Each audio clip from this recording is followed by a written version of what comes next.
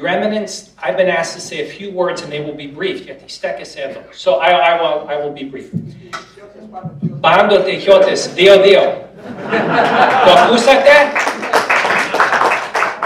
Your Eminence, I would like first to say something about Cosmos FM. And I think it says it all. Cosmos FM is technically the only secular organization that I support, but it's not secular. We've had our problems. And when this church was having its problems and when we were in the abyss, it was this radio station that said, anything the church needs, what can we do to help? I want to say one other thing about Cosmos FM, Your Eminence, on a very personal level, which is why everyone in this room is family. When I came here to New York, ήμουνα μικρός, ήμουνα 22 χρονών, και ήμουνα μονάχος μου. Δούλευα, ήμουνα μονάχος μου. Και ήταν Πάσχα. Ήμουνα 22 χρονών, μονάχος μου. Και ήμουνα στο New York Gym, στο Upper East Side. Μονάχος μου. Μα όταν είχα το Sony Walkman μου, το θυμάσετε, με τα headphones. Και έβαλα πάνω το Cosmos FM, Χριστός Ανέστη, Χριστός Ανέστη, η σούβλα, Χριστός Ανέστη. Ήμουνα με την οικογένεια μου. Είναι αξέχαστο πράγμα. So, ladies and gentlemen, I'd like to say a few things, brothers and sisters, about our Archbishop. And I'm going to be brief, but I'm going to speak from the heart. It's very hard to follow Father Eugene when he talks about Platonas και τον Solon και τον Pythagora. Well, εγώ θέλω να σας πω, ο μεγαλύτερος φιλόσοφος ήταν ο παππούς μου, που ήταν πολεμοπαθήτης από τη μεγάλη καταστροφή, ορφανός και μετανάστης. Και ήρθε σε τούτη την χώρα χωρίς γλώσσα, χωρίς χρήματα, μα με πίστεως. And the thing that he respected more than anything else was humility, because he was the most humble of all men, because he had nothing. To understand His Eminence, Archbishop Elpidophoros, Exarch of the Ecumenical Patriarch and Archbishop of America, is to understand this man's humility. You need to spend time with him to understand his humility. That every breath he takes, each and every action that he takes, is in service of the Lord, the Mother Church of Constantinople, the Holy Archdiocese of America, and we, his spiritual children.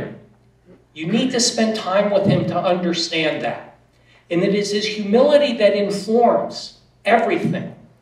He has brought to this country a real 21st century vision for our church, for Holy Orthodoxy.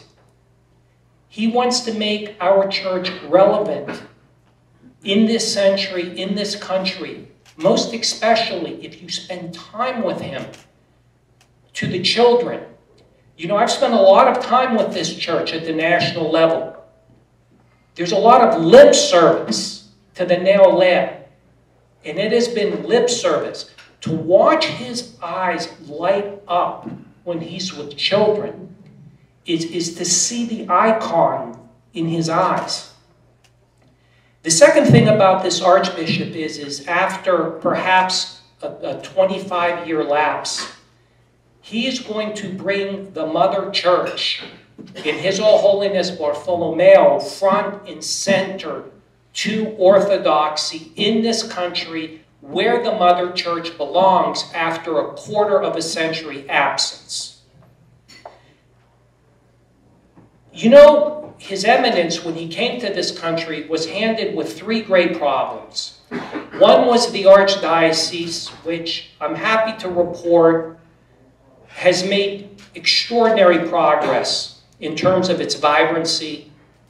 The second problem that he was handed, unfortunately, was our school in Boston, where he has already made very material changes, made executive decisions decisively, guided by the Lord, and changes are happening.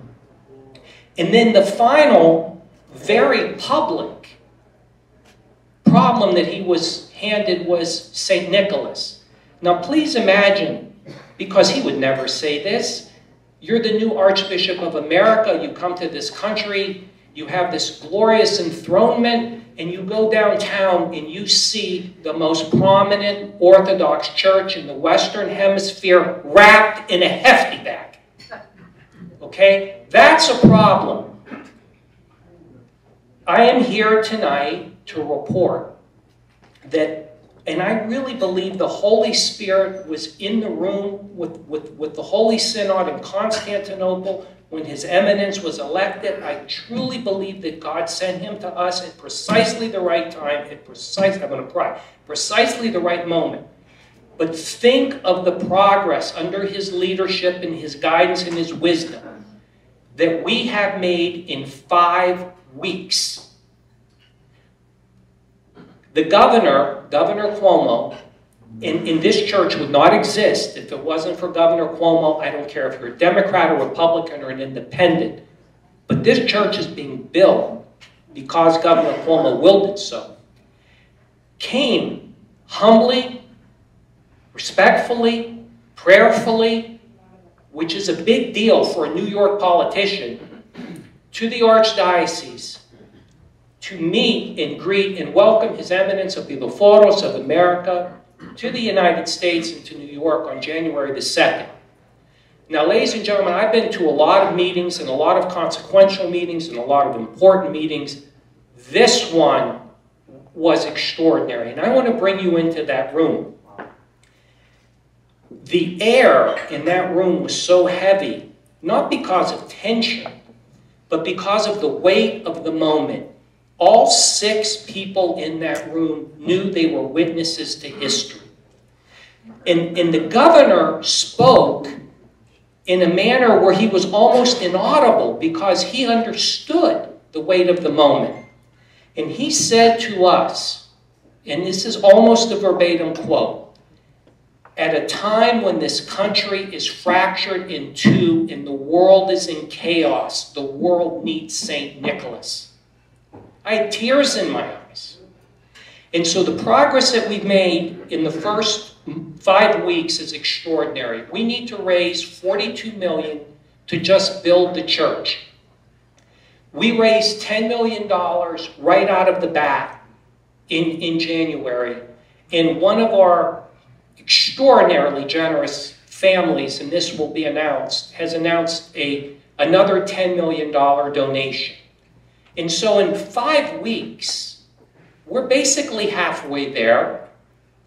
And in those first 5 weeks, we've already sent $5.75 million of cash to the critical subcontractor who is building the exterior of the church. None of this would have been possible without the election and enthronement of His Eminence Elpidophoros. The Holy Spirit brought him here. Without a change of leadership, and without the creation of Friends, a new independent organization.